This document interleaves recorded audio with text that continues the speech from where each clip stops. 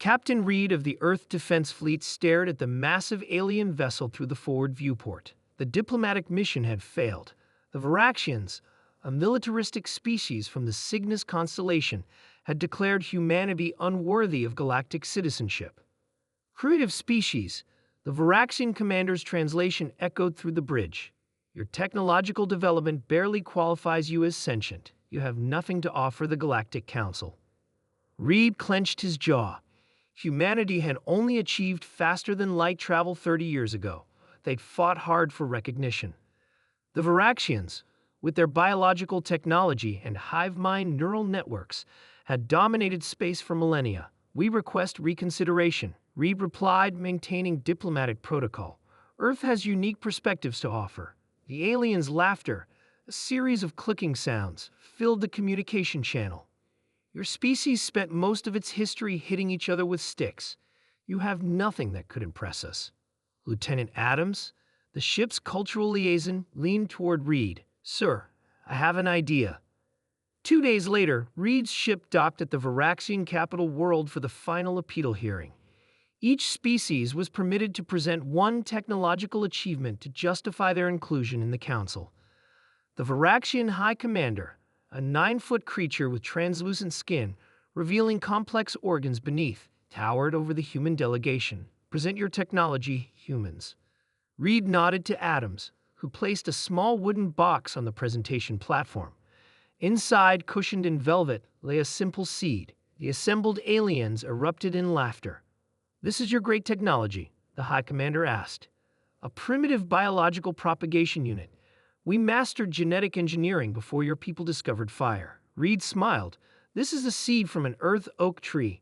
It may seem simple, but we'd like to plant it here, with your permission, as a gesture of friendship. The Varaxians, amused by the primitiveness of the offering, granted permission.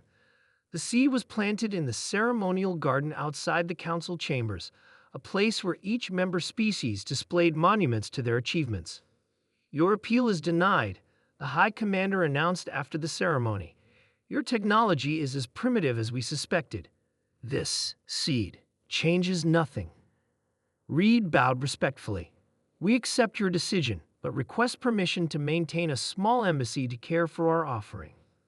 The Varaxians, seeing no harm in the request, agreed. A small human team remained on the planet while the rest returned to Earth.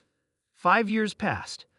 The Varaxian High Commander was summoned to the ceremonial garden by urgent reports. What he saw stopped him in his tracks. The tiny seed had grown into a sapling, now standing 3 feet tall with spreading branches and green leaves. It has changed form, he observed to his advisors, without technological intervention. The humans call it growth, one advisor replied. They claim it's natural. The High Commander scoffed. Nothing transforms itself without programming. They must have installed nanites. 10 years passed. The oak stood 15 feet tall, its trunk thickening, branches spreading wide over the garden.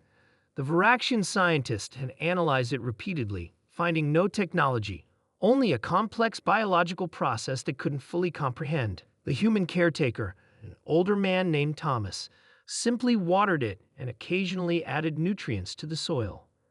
How does it know what shape to take? The High Commander asked Thomas during one inspection. Thomas shrugged.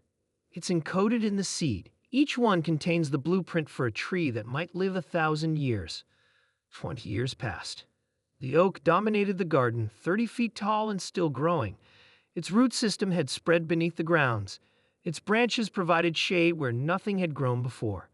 Birds, introduced from Earth, nested in its branches, dropping seeds of their own that sprouted into diverse plants around the tree. The Varaxian scientific community was fascinated. They had mastered direct genetic manipulation, but the concept of a self-contained system that grew, adapted, and reproduced without external control challenged their understanding of technology. 50 years passed. Captain Reed, now an old man, returned to the Varaxian world as Earth's ambassador. The oak tree stood majestic in the center of what had become known as the Earth Garden, a thriving ecosystem built around a single seed planted decades ago. The Varaxian High Council had convened a special session.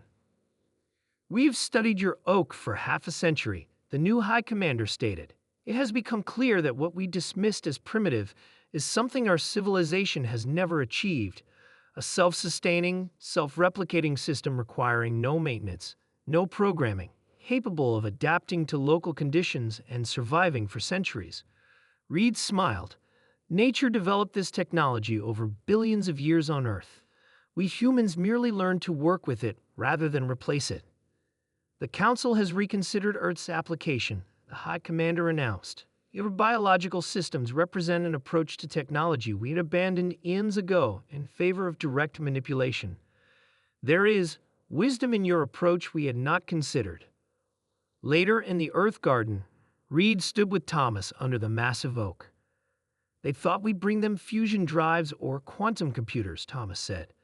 They never expected us to show them something truly alien to their way of thinking. Reed placed his hand on the rough bark of the tree, a simple organism that had accomplished what all of humanity's advanced technology could not. It had earned respect from the stars. The oldest technology, Reed said, is sometimes the most advanced. Around them, oak saplings, descendants of the original seed, pushed up through the soil, ready to continue the silent, patient demonstration of Earth's most powerful weapon, life itself.